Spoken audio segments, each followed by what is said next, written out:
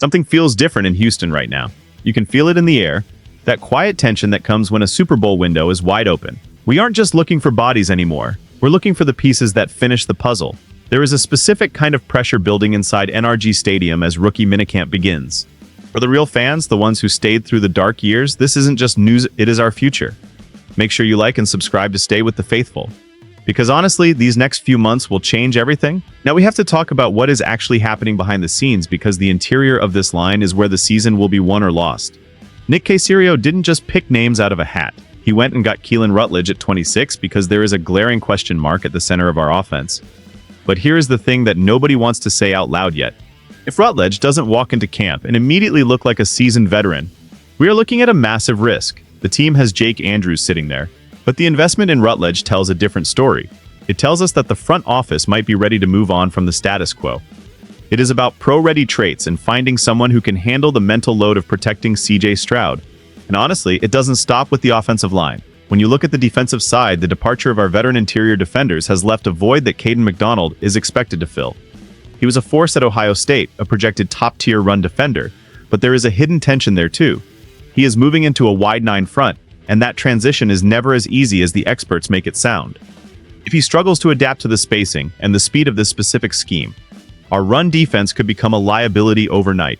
This is where it gets interesting because we are seeing a philosophy shift.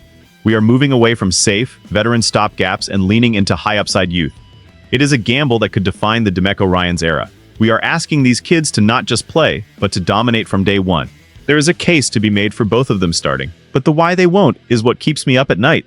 If the coaching staff decides to take the slow road, if they decide that Rutledge or McDonald aren't quite ready for the bright lights of week 1, what does that say about our depth? It creates a ripple effect throughout the entire roster that we haven't seen in years. And that brings us to a part of the roster that I think is being completely overlooked right now. And that is the tight end room. We all love Dalton Schultz, but the investment in Marlon Klein at pick 59 is a massive signal of intent. You don't spend a high day 2 pick on a tight end just to have him sit on the bench and learn for 3 years. Klein has that freakish athletic upside that could turn our offense into a nightmare for defensive coordinators. Imagine running multiple tight end sets where the defense has no idea who the vertical threat is. But here is the reality check. Klein didn't have the massive production at Michigan that you usually see from immediate starters. He only had a few hundred yards. So, does Houston truly trust him over guys like Foster Moreau or Cade Stover right away? It is a question of reliability versus potential. If he is just a TE2 who blocks and runs the occasional seam, that is fine. But we need more than fine if we are chasing a ring. Then you look at the linebacker group with Wade Woodaz. This is where the emotional stakes get even higher because we already have guys like Henry TuoTuo who have proven they belong. Woodaz has the size and that nasty edge in the run game that DeMeco loves.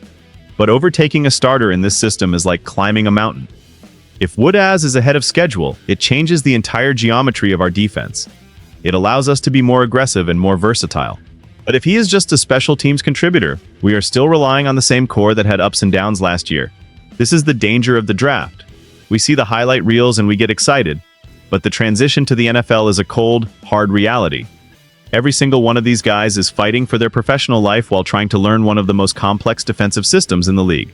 It feels like we are on the verge of a total identity shift in the middle of our defense. And Woodaz is the wild card that could make it all click or leave us wanting more. But this is where things change. And we have to look at the absolute shocker that could be brewing on the interior line. I am talking about Fibechi and Nwaiwu. Now, most people look at a 4th-round pick and think developmental depth. But there is a scenario where Nwaiwu becomes a camp standout that forces a total refresh of our youth movement. Imagine a world where he plays so well that the Texans are forced to start him at center, move Rutledge to guard, and suddenly a veteran like Wyatt Teller is looking at the bench. That is the kind of move that sends shockwaves through a locker room. It is bold, it is risky, and it is exactly the kind of thing that a team in our position might do to maximize their window. But that is the biggest question. Can you really trust 2 rookies to anchor the middle of a line for a Super Bowl contender? It feels like we are playing with fire.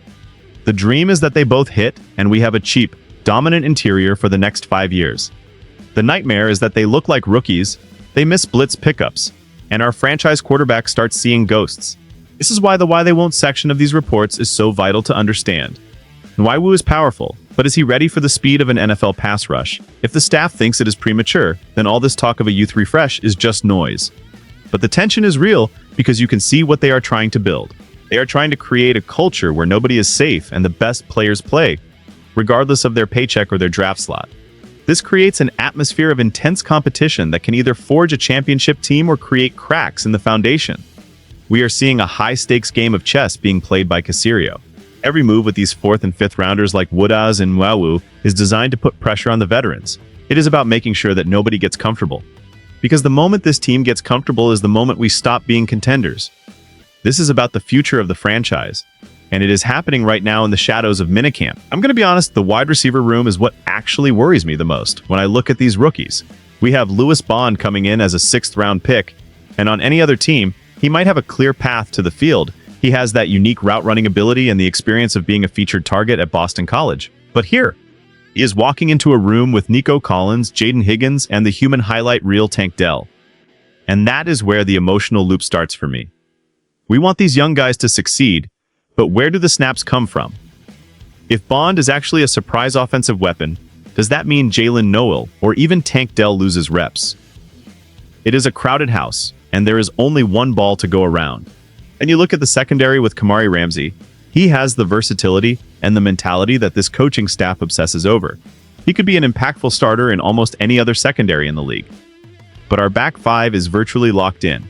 You aren't just going to bench Jalen Peter or Reed Blankenship unless Ramsey is playing at an all-pro level from day one. This is the good problem to have that coaches talk about, but it is also a source of hidden frustration.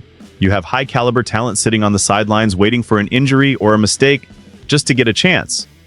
I really like the move to bring in someone like Ramsey because it adds that layer of security, but I think fans should pay attention to how these reps are distributed in August. If Ramsey is pushing the starters, it means our secondary is even better than we thought. If he is buried on the depth chart, maybe the jump from college was bigger than expected. It is a balancing act of hope and concern. We want the competition to make everyone better, but we also don't want to stunt the growth of these young players by keeping them on the bench. It feels like every single position battle is a micro-drama that will determine the macro success of our season. I am cautiously optimistic, but I am also aware that not everyone can win these battles. Someone is going to be the odd man out, and that is a tough reality. The truth is, we are standing on the edge of something massive. This 2026 class isn't just about depth. It is about whether Nick Caserio and Demeco Ryans have found the final ingredients to push this roster over the top. We see the names on paper, but the real story is written in the sweat of rookie minicamp and the silent battles in the film room. There is so much at stake here because the window is open right now. If Keelan Rutledge isn't ready, the line falters. If Caden McDonald can't adapt to the wide 9, the run defense suffers. But if they hit, if these young guys actually translate that collegiate dominance into professional production, then the Houston Texans aren't just a playoff team anymore. They become the team that nobody wants to see on their schedule in January. It is a terrifying and beautiful place to be as a fan. We have waited decades to feel this specific kind of anxiety, the kind that only comes when you actually have something to lose. I want to know what you think about this rookie class. Who is the one player you believe has to start for us to win? Drop your thoughts in the comments below, hit that like button, and subscribe if you are riding with this team until the very end. The journey is just beginning, and I am glad we are in this together. Go Texans!